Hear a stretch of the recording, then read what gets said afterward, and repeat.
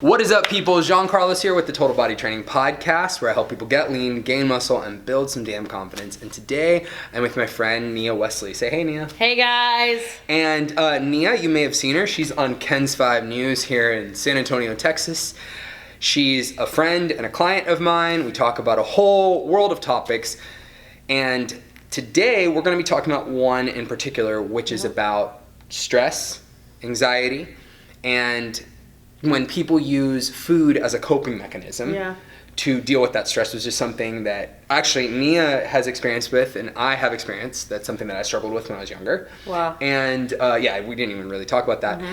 And in addition to that, what kind of brought this topic about was the fact that Nia and I were going to do, I think it was around January, we were thinking about doing a show. Yeah. Where we talked about, where we showed her kind of like getting in shape and losing weight. Losing weight fast, you know. Mm-hmm. And I felt that given her history with, how she, treats food in her life and things like that. Food addiction. That this would be a better thing for us to do. Something that's more real and more genuine instead of doing something that's kind of glamorous and maybe contributes to people's poor perceptions of dieting and weight loss. So thank you for being on the show today. Yeah, thank you for having me. I mean, I'm excited to share the story and be vulnerable because I feel like a lot of people can connect. And, it's still, for me, it's a constant everyday battle, but I feel like I've had such a breakthrough. And again, it's an uphill battle, but, I think my story can help others and how I've overcome and got stronger. And I want to encourage you guys out there. Awesome. Thank you, Nia. So, Nia, I guess kind of tell us a little bit about when this all started. From what I understand, it started around when you were transitioning from high school to college, right? Yeah. Well, really toward the end of college is maybe when I noticed I think I knew that I like to eat, and I was like kind of like a nervous eater, but I just thought it was like, not a big deal. But once I started gaining weight toward the end of college, your schedule starts slowing down and stuff starts sticking. And then I remember times where I would just cry myself to sleep at night. Like, why can't I lose weight? And, I'd be working out, doing all these fad diets, and I'd lose 10, 15 pounds and then gain it all back and some, just thinking of like weight loss was all with dieting, which it is with your food. But, I was totally missing the mental behind it. And as far as I can remember, just a little kid, I was always just want to eat, especially if something was bothering me, or if I was nervous about something at school or with friends, I'd want to go get a bag of chips out the pantry or something. And when I was really, really anxious or anything, I would just eat all of the snacks we would have or anything I could get my hands on. And I remember my dad, one time he told me, he was like, he'd kind of poke at me and he'd be like, you're like a human garbage disposal. You're eating everything. And then like, and when he said that, in the back of my head, I was like, oh, the way I'm eating is grabbing people's attention. Like, maybe it's not normal. Maybe it's not just innocent. So like at a very young age, I knew I had like a thing with eating. And then I kind of always had like a perception with weight with me. Like, I guess I was like a little chubbier kid, but I mean, I wasn't like big, but I had a little tummy like most kids. But I have, my mom's family is a lot of women, and constantly growing up, it'd be like, oh, kind of poking at my weight. I remember I would be like in 3rd grade, one of my aunts, or my mom told me when I came home from visiting my aunt, she was like, your aunt said that you put on some weight. I was like 7, 8 years old. So at a very young age, I was very conscious of like appearance and like, and then I was a nervous eater. When I was little, I didn't even know I had anxiety until I was a senior in college. Like, I just kind of thought, I worry a lot. I didn't, but I was definitely living with a generalized anxiety disorder. But as I got older and I was able to identify stuff, and now I'm at the place where I'm in therapy and just have grown, and I'm really retraining my brain to really fight these battles. And like when I do face anxiety or stress, like find other positive ways to deal with it that don't involve consuming a bunch of calories. So I'm at the beginning of my battle, but I'm going in the right direction. Would you say that when you were younger, you were eating because you were stressed out and you had anxiety, or is it just that you were eating and you were having a good time? I think just enjoying food. When I was little, I enjoy food. I think I naturally enjoy food. Yeah, me too. But I know I'm a nervous eater because I remember when I was little, ever since I was little, I'd shake my leg or I suck my thumb. That's a sign in kids of self-soothing. And most kids that suck their thumb do have some sort of anxiety or nervous thing. And I sucked my thumb all the way until 3rd grade. Wow. So I was really trying to soothe something that had me unrest. So, I was sucking my thumb when kids had already got over it. My parents, they'd say, we'll pay you to stop. They try to bribe me, with gifts and stuff. Stop sucking your thumb. But it was a nervous thing, And so I know I had a nervous thing, and I would go to my dad a lot, because he just was so comforting to me my whole life. He's my best friend. He's my whole world. I couldn't love him more than $1 million. But he would always just tell me, take it one day at a time, take it one day at a time, no matter what was bothering me. And now when I look back, and I'm like, all those times I was running to my dad worrying about this and that, I was like, I was having anxiety as a child. I didn't even know what it was. So because you didn't have a name for it. You didn't have a name for it. Yeah. But my mom has a pretty heavy anxiety, depression. She battles with that. She sustains it. She takes care of it and everything. But it's definitely, I think it can be passed down. So. And what did your mom? Can I ask a little bit about that? Does your mom do anything like eating, overeating, or anything like that? Yeah, I think I saw my mom growing up. She kind of was like a nervous eater too. She likes to snack. She likes to eat a lot too. My mom too. She got, at one point she had a really scary health scare when I was in high school, and she totally revamped how she ate, and she lost 60 pounds. Wow. So, but it was her life flashed in front of her eyes. So, sometimes we get wake up calls. But Can I ask what it was? She suffered from congestive heart failure in her 40s. Wow. Yeah. So she was in her early 40s. What does that mean when you have congestive heart failure? It's, I don't know the mechanics of it. Yeah, just explain it in layman's terms. It's something with the valves, and something gets congested. Okay, sounds like a blockage. Yeah, but she was not even 45 when that happened. It's very yeah. Yeah, and and here, I think what is tricky, and it's something, maybe I'm getting a little bit off topic. Yeah. What is tricky about living you grew up in Houston, right? Here in Texas, San Antonio and Houston, we have really high rates of obesity. Yeah. And what's tricky about that is that, some people do stress eat and they have anxiety. They have all these, health and food related problems with how they eat. What is also true is that we have a really high population of people getting diabetes, and we have a really high population of people suffering from heart disease and getting illnesses that, preventable illnesses like heart attack, stroke, things like that, diabetes, at very young ages. So I can imagine that, it has to be difficult to tackle the idea of you having an unhealthy relationship with food and with dieting and with, maybe eating too much to soothe your anxiety while also being overweight. Yeah. Both of those things are true. Yeah. So how do you, even begin to address those issues? Yeah. And that's kind of why we're sitting down and talking today. Yeah, and the thing with that, and you talk about the juggling aspect of it, it could become a ferocious cycle. Yes. And it's you're trying to make yourself stop doing something that you don't know why you're doing it, at least in the beginning. And then you're feeling crappy because you're fat, or you're not the weight you'd like to be. And then it's then you go eat because you feel crap about yourself. So then it's a big circle until you finally have a breakthrough. But within the past, probably the past 2 years that I had this breakthrough, I'm 24. And this has been something I've dealt with my entire life.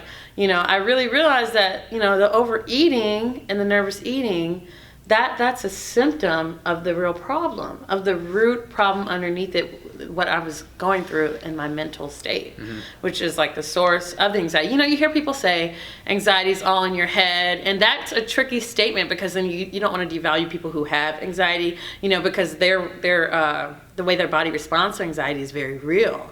But, the root of it, technically it is in your head, but your body is having a physical response to what's in your head that is extremely uncomfortable. And you'll do anything to stop that. But, I realized, through therapy and meditating a lot and really just recalibrating myself, recentering myself, I was able to have clarity and see what's bothering me. Why is that bothering me? Is that something I can fix right now or in the near future? If I can't check off any of those boxes, then I have to release it. And I come up with an equation of how I can address those when it's like little bugs, negative thoughts, when they come my way, like that can trigger anxiety. I have an equation. It's like mentally, I go up to a battle line in a war, and I'm in the front line, and I have to fight down that thought. And sometimes I win, sometimes I lose. Lately, I've been winning a lot, but I've been having to retrain my thought process. And it's like, we're in here every day working out. Yes. It's like building a muscle in your head. So I'm training my brain to react differently when I face stress. So do you picture it that way, or is that more of an analogy that you're using? Do you picture like you're at war with that? Or?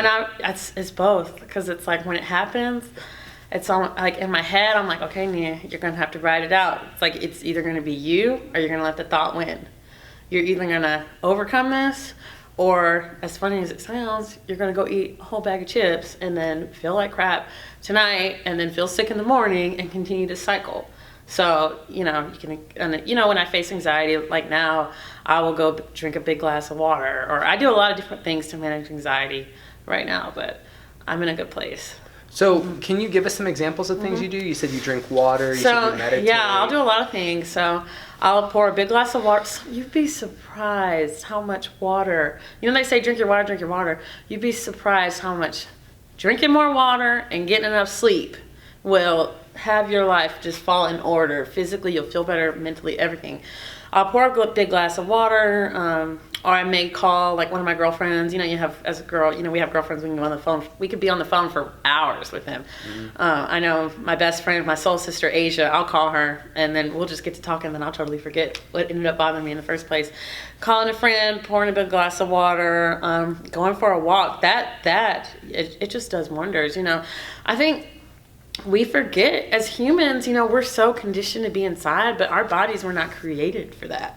And it's something magical happens when you get outdoors and your body just has an experience with vitamin D. Like, especially when I get really upset or I've faced some sort of like trauma or something big happened in the family or something, like I would just like walk outside and just go walk on sidewalk. Just walk and just breathing in nature and feeling the world around me. It does something to me mentally. It's like chemicals are released. So, do that, get outside, get busy, make sure I come to the gym. I think the physical, sorry, am I cutting off? No.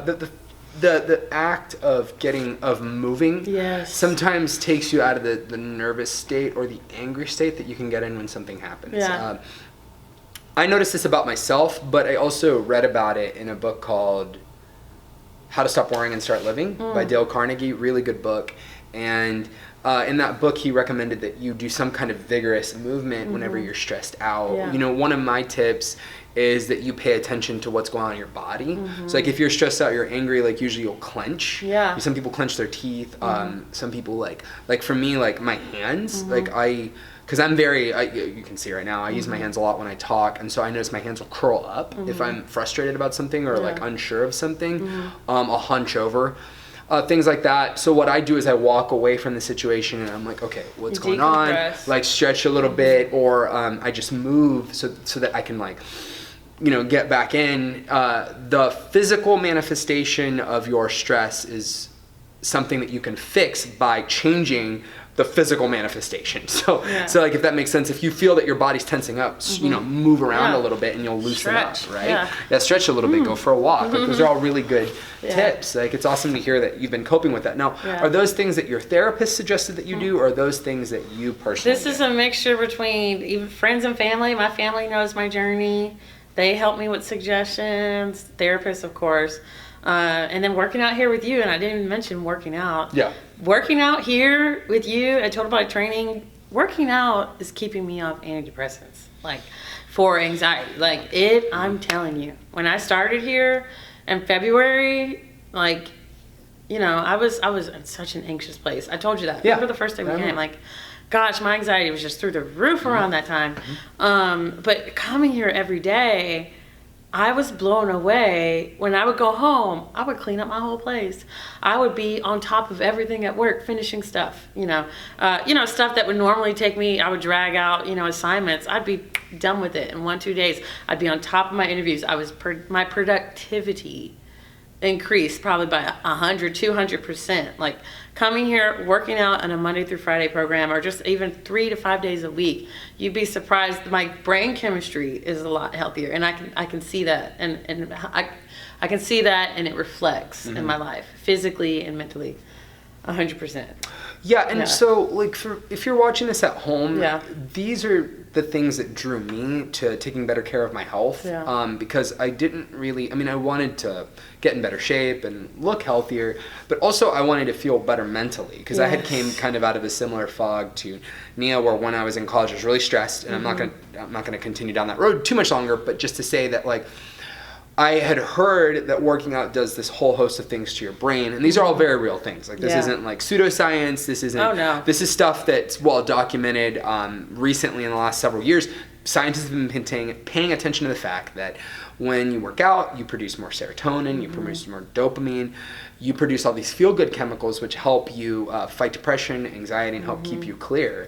And a lot of people are dealing with mild amounts of depression and anxiety because we sit too much, which goes back to your point from before. Indoors. Indoors. If you're in school and all you do is like work on school when you're in college, and you never step out and are physical, or if the only time that you step out is to go have a drink with friends or to like, do things like that, if there's never any kind of like self-care for your body, then your mental state eventually will fall into a place that isn't good. For most people, not everybody, but I believe for most people. I was certainly that. Well, that's person. exactly what happened to me. I went to the University of Texas at Austin. I had a very busy lifestyle. I was in everything. 40 acres, walking across the 40 acres, that's the nickname for the campus. But, I was president of organizations. I was busy. Like I would go to class 15, 18 hours every semester, and then I had meetings, and then whatever job I was working or work study, I was busy. So I could never even feel my anxiety, because it was getting exerted. Anytime I had downtime, I'm dog tired. I graduate, I enter the real adulthood, and it's like, oh, okay, so I just go to work and then I come home, and then it's just like crickets. And then it's like you have all this unused energy, because my body was used to, this type of schedule. And then now my life is, okay, you're going to go to work and you're going to come home.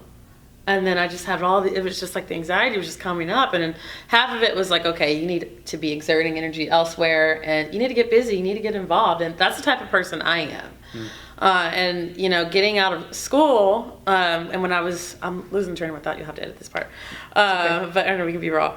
But going into the real 9 to 5 work life, I saw I got in a bad car accident, and then I was in a really unhealthy relationship that was 5 years, and it was just on and off, and so I got in the car accident, and then that relationship just kind of blew up, and it was really hurtful. And then the car accident, I had surgeries. My mom moved in with me for 6 weeks. She was taking care of me. So, you lose confidence. Then I was on all these drugs because from my surgery, painkillers, everything.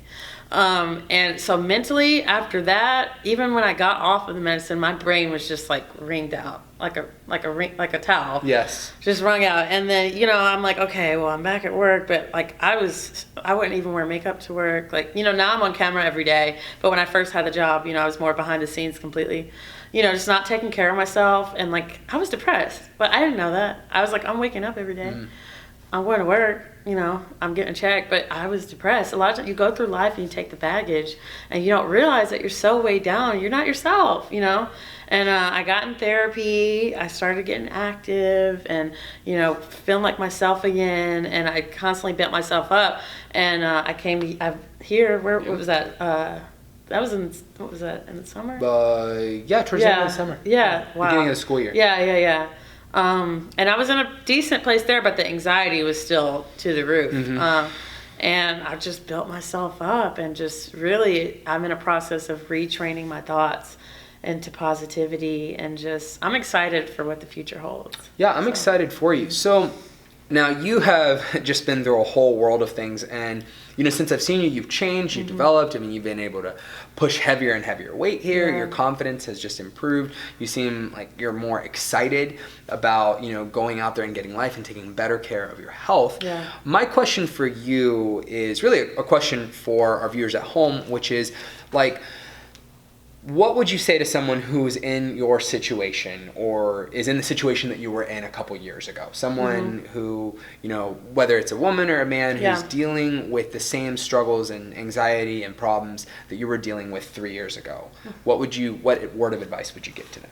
Well, first things first, it takes a village. And a lot of times when something's wrong with us, we want to just try to fix it ourselves and just kind of, we may be embarrassed that you're struggling with something mentally or struggling with anything, period.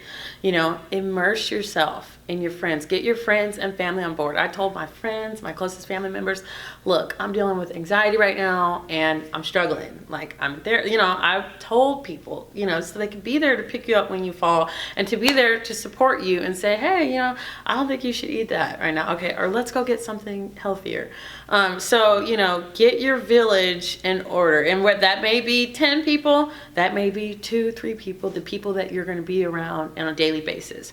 So, get yourself help. Everybody has things wrong with them. There's nobody on this earth that is totally perfect. Despite what you see on Instagram, Facebook, TV, everybody has something wrong with them and everybody's a little crazy in their own way.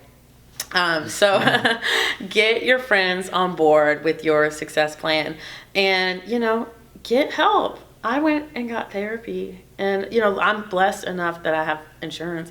A lot of people don't, and get on YouTube. Type up on YouTube. There's, we're talking right now, ideas. There's people on YouTube that talk about so many things similar to what I've been through that I resorted to when I needed direction, I needed advice, and I didn't have anybody in my life who had went through that. So the internet is a great tool. I mean, it's endless information. And then I would say just don't give up on yourself. I think we don't love ourselves enough. And that for me, I've struggled with that. I'm so hard on myself. I'm so hard on myself. And, we love, especially as women, we love everybody around us. We're such nurturers and we'll give everybody else in our life 1,000 chances to constantly, whether it be run over us or we give everybody else chances, we won't give ourselves another chance, or love and mercy and forgiveness. Love on yourself. You have to love yourself. And that is a key to, that's been key to me in my progress and really saying, hey, I'm not perfect. And some days I'm going to mess up, but I have to love myself enough to take care of my body. And I didn't realize me eating like crap, eating pizza all the time. I was eating like I was in high school. When I was in high school, I was in the dance team. I was extremely active, so I could eat like that, and your metabolism is like that. But, I had to realize the decisions I was making was not loving myself. It feels like the easy way out because you're eating junk, but you're not loving your temple. And when I had that breakthrough, it really is sending me toward the right direction. So I would say surround yourself with a village. Don't be afraid to get help and put yourself first. And the key to it, you have to know it's an uphill battle. It's not going to be an overnight thing. It's not going to be like how, we were planning a whole segment. Yeah. Okay, let's lose 40 pounds in 2 months. No, you lose weight fast. It's harder to keep it off versus slow and steady, something that you can maintain, But I would say, what was the last thing? Oh yeah, so it's not an overnight thing. It's going to be an uphill battle, and sometimes you're going to face things that you may have to deal with for the rest of your life. And, I hope I don't have to deal with anxiety for the rest of my life, but I already feel like I've come so far with the tools and the resources and the support I've had within the past 2 years. I can only imagine where I'll be in 5-10 years. And, I just would encourage you guys to just keep trekking and don't give up on yourself. Yeah, I mean, I might I add to that? Yeah. I think, let's say that you don't have the proper money for getting help, right? Not everybody has that. Of course. Especially a lot of us millennials, we're both millennials. Yeah. I'm the, well, no, am I an older millennial? You're wave 1 millennial, I'm wave 2 millennial. Okay, all right, so wave 1, cool, wave 1. Original. Yeah, original. A lot of us millennials, maybe we don't have the money to invest in working with a therapist, or maybe we're intimidated by the idea of doing that, right? A good option for you, which is the option that I went with because I've actually never worked with a therapist, although I would like to, is reading self-growth literature and applying the tips and tricks that people give you. You can get, maybe you're not into reading. I actually don't physically read a lot of my books. I listen to them. You can get an Audible account. Yeah, you can get an Audible account. You can get books. There are lots of great books that I share on my channel that are helpful, that help me put my life together. You recommended YouTube. You know, making sure that you find somebody who's credible on YouTube is something that's tricky. Make sure you find somebody who's credible. You know, chances are, like, the reason that I like the books thing is because chances are that whatever you're experiencing, somebody experienced that. And, you know, not only experienced that, but they experienced something that was way 100 times worse than yours. There's always somebody who's had a worse life situation, has bounced back in a way that is so incredible that you wouldn't even be able to believe it. And so I strongly recommend that people go out and find something to kind of help get their mind right, some piece of literature, and then practice that. And I also think, like, you're the average of the people you keep. This is something that I've struggled with on and off, which is making sure that the people in your life are supporting the life that you want to live and are enabling a healthy lifestyle and inspiring it, rather than keeping you in poor behavior or contributing to bad habits in your life that lead to self-sabotaging behavior that makes you unhealthy and unhappy in the long run. That's something that happened to me, which is dealing with people who kind of just hold you on to the old version of yourself. So I, you know, strongly agree that you're going to want people around you who really facilitate and teach you and sort of like co-partner with you in bringing about the life that you want for yourself and also for themselves. So, Nia, thank you so much for being on the podcast today. Where can people find you, Nia? All right, guys, you follow me on Instagram, Twitter, Facebook. Guys, my fan page on Facebook is Nia Wesley, and that's Nia like Nancy with an N. And my Instagram is Nia Nicole, NIANICHOLE. That's on Instagram, and Twitter, it's Nia_Wesley, Nia, NIA_WESLEY. You guys, I'm always sharing inspirational and funny memes. She is, yeah. And you can find me, my personal page on Instagram as Jean Carlos Gonzalez, TBT for Total Body Training. You can also find me at Total Body Training. That's my Instagram handle, as well as on Facebook, YouTube. We're pretty much like everywhere. So I guess that's it for now. Until next time, peace. Bye. Bye.